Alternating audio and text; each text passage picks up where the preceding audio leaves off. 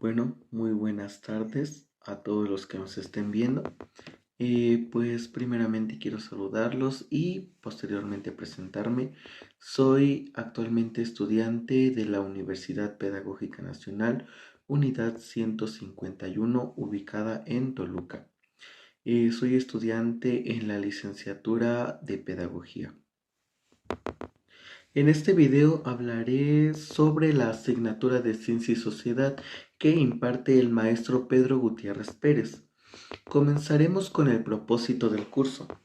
Bueno, el propósito del curso es comprender la relación entre ciencia, sociedad y educación a fin de acercarse a la construcción de bases sólidas para realizar investigaciones educativas articuladas a lo pedagógico, lo que constituye una aproximación a una actitud científica.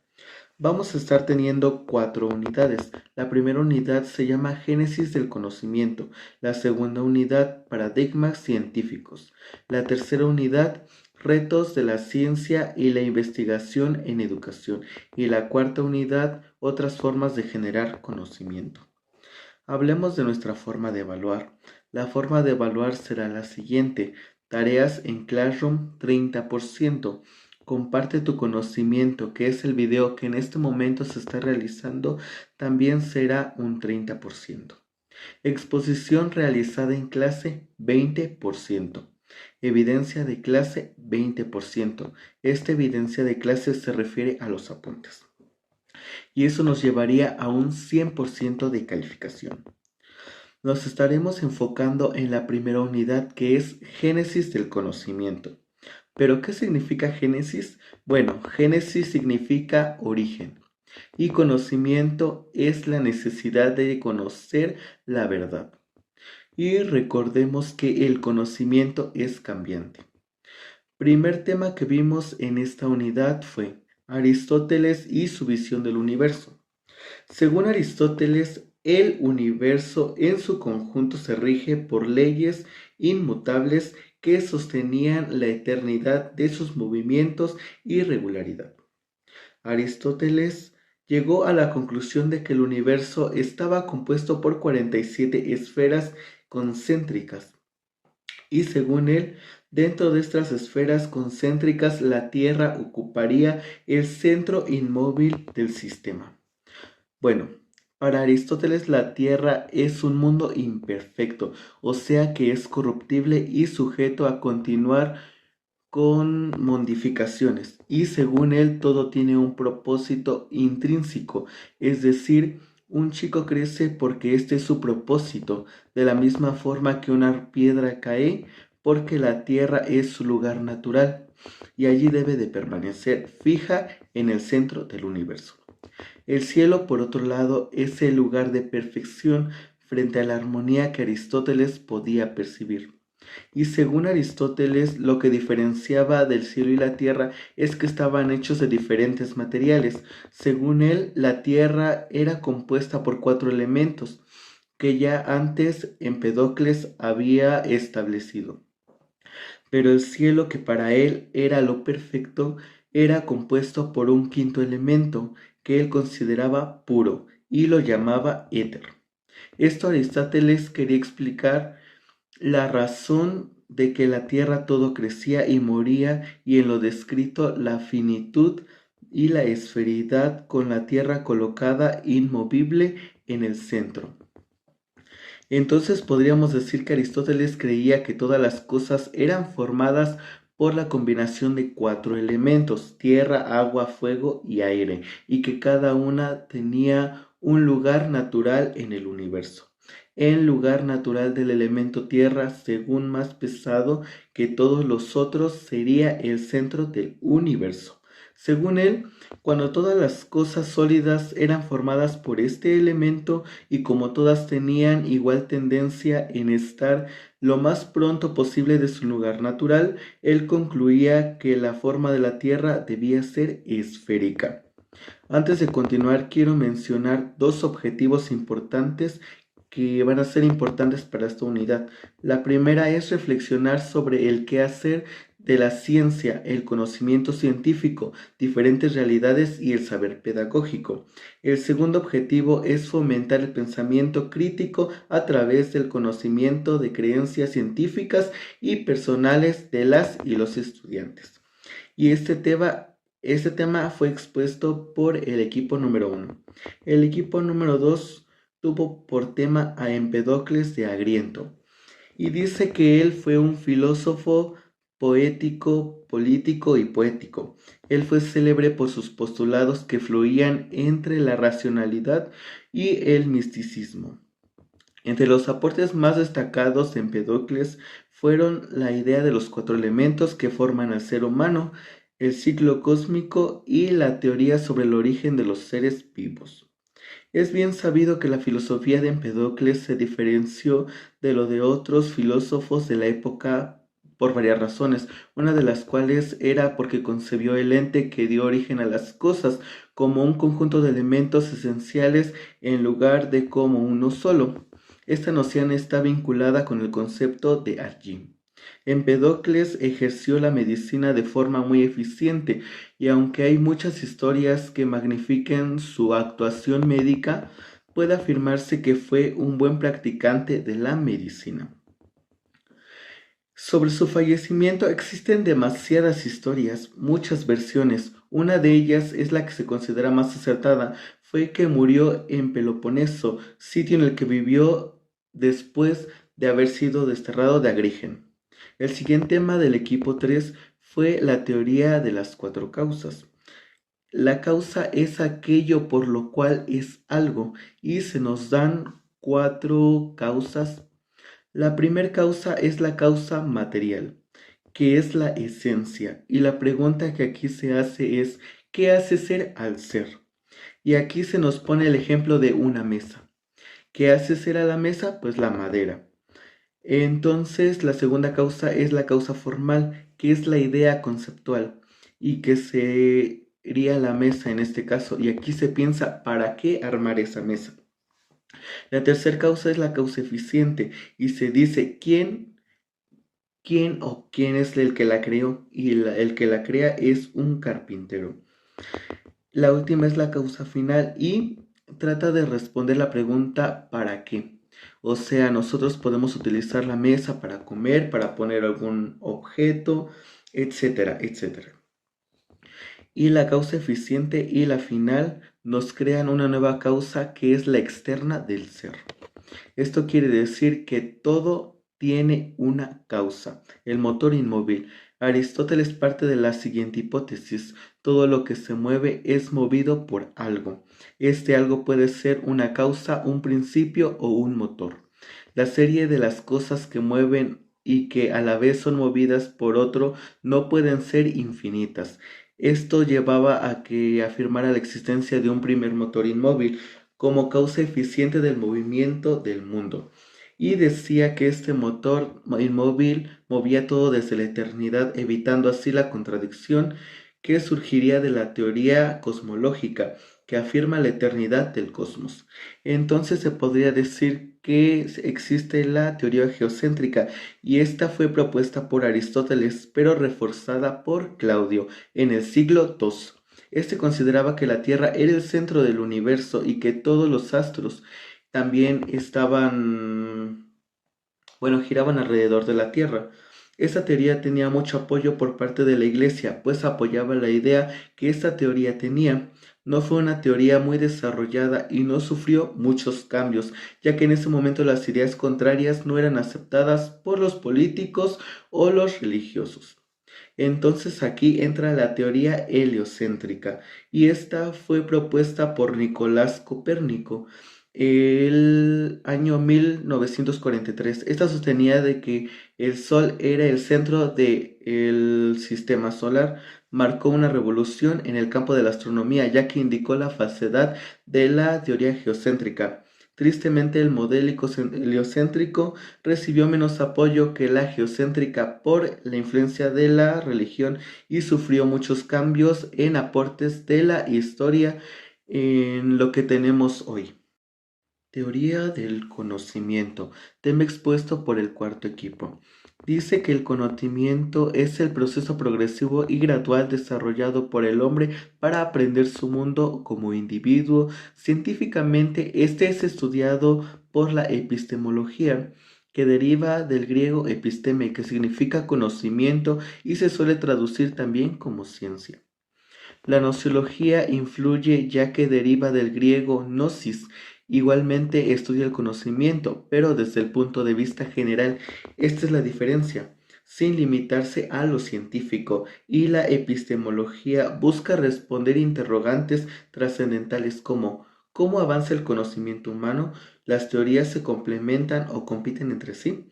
Y voy a mencionar a unos cuantos autores representativos de la teoría del conocimiento. Entre ellos está Platón, Aristóteles, San Agustín, Santo Tomás de Aquino, Nicolás Copérnico, Tomás Hobbes y René Descartes, entre otros. La epistemología tiene tres grandes cuestiones. La primera es la posibilidad de conocer. Esta a su vez se divide en dos, entre escepticismo y dogmatismo. El escepticismo dice que los escépticos dudan de la capacidad del hombre para conocer y por tanto para alcanzar alguna verdad o certeza, mientras que el dogmatismo sostiene que sí es posible conocer y que para lograrlo solo existen verdades primitivas y evidentes. La segunda grande cuestión es la naturaleza del conocimiento. Esta también se divide en dos, que es el idealismo y el realismo. El idealismo reduce el conocer al mundo a una actividad del espíritu e identifica lo real con lo racional. Y el realismo sostiene que el hombre solo puede conocer al ser en sí mismo únicamente cuando su juicio es o está acorde con la realidad. Tercera cuestión es los medios para obtener conocimiento, y esto implica conceptuar de qué se vale el hombre para iniciar y desarrollar el conocimiento, sabiendo que el inicio y el desarrollo del conocimiento es un proceso gradual. El hombre al principio tiene la experiencia captada por los sentidos, la base para aprender la realidad, luego aprende a razonar. El siguiente tema es episteme, expuesto por el equipo 5, que es episteme, es conocimiento, y esto se va más relacionado con la doxa, y esto es la opinión.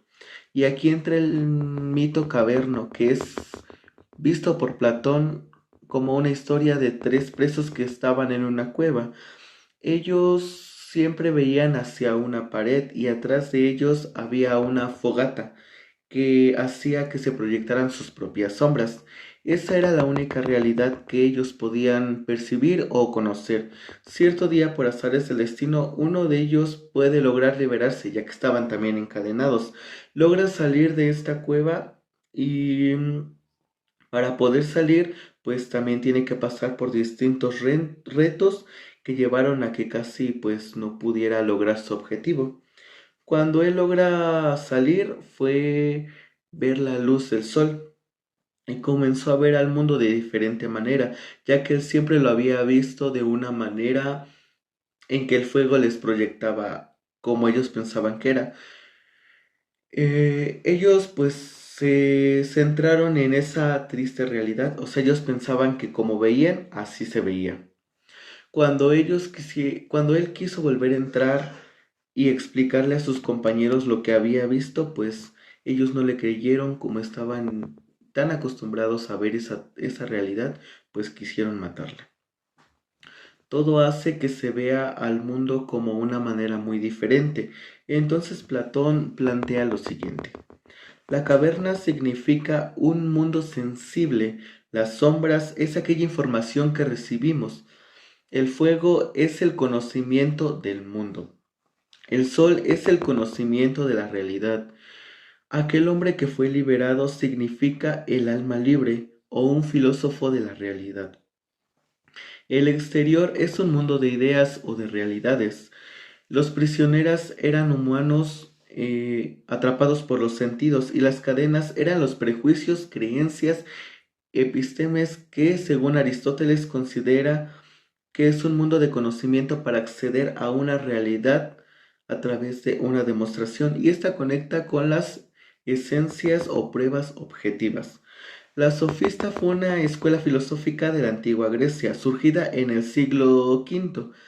Los sofistas fueron adversarios del platonismo, partían de la concepción heraclitea de la realidad, de acuerdo a la realidad en que el ser era plural e inmóvil. Ahora los principios de Pitágoras.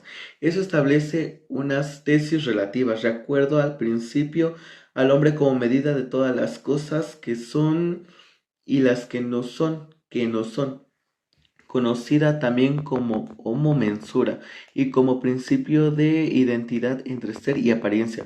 La sensación es la única forma de conocimiento posible, lo que se capta por medio de los sentidos, es decir, la apariencia es equivalente al ser. Pitágoras sostiene que no es posible superar el ámbito de la experiencia humana, no existe la idea. La posición de Gorgias es que el lenguaje no manifiesta la realidad. Él tiene tres principios. El primero es, no existe la esencia. Si hay esencia, debería ser eterna, por tanto, infinita. La segunda dice, si existiera la esencia, no sería cognoscible. La tercera, si existiera la esencia y fuese cognoscible, no sería comunicable. Ahora la filosofía medieval, por el equipo 6, y esta estudia la religión y su función, naturaleza y existencia de Dios. La filosofía medieval se desarrolla en Europa y esta se divide en dos, la fe y la razón. La fe se dice que es creer en algo que no se ve y la razón es el medio de conocimiento que necesita ser comprobado. Y la religión es uno de los medios de estas dos.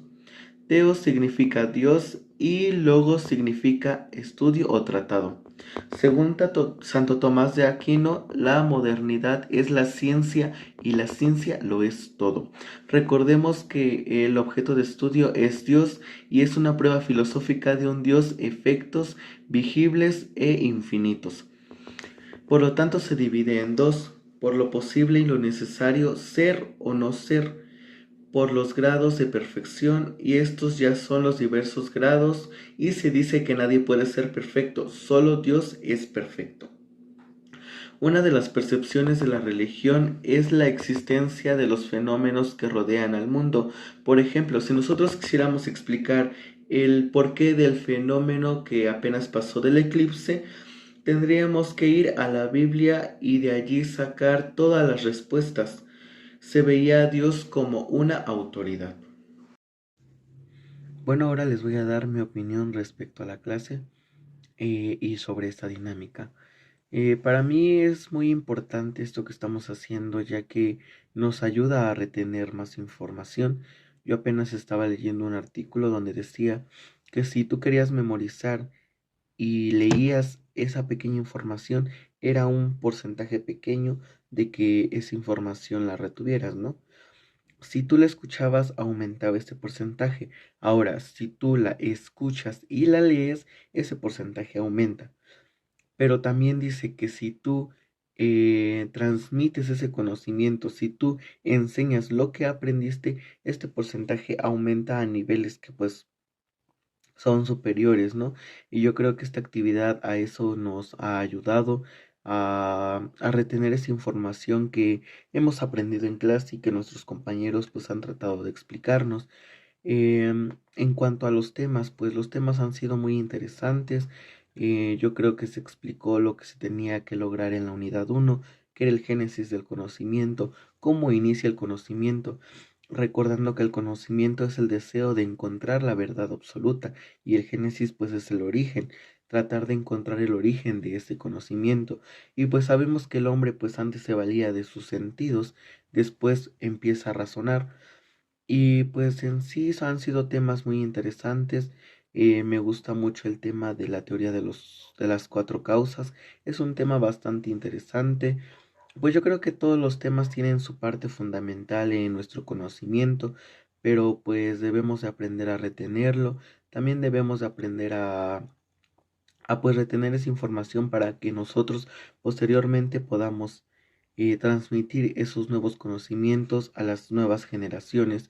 Y pues yo creo que hasta aquí sería todo. Espero les haya gustado este video, espero haberme dado a entender y pues les deseo un feliz inicio de semana. Gracias.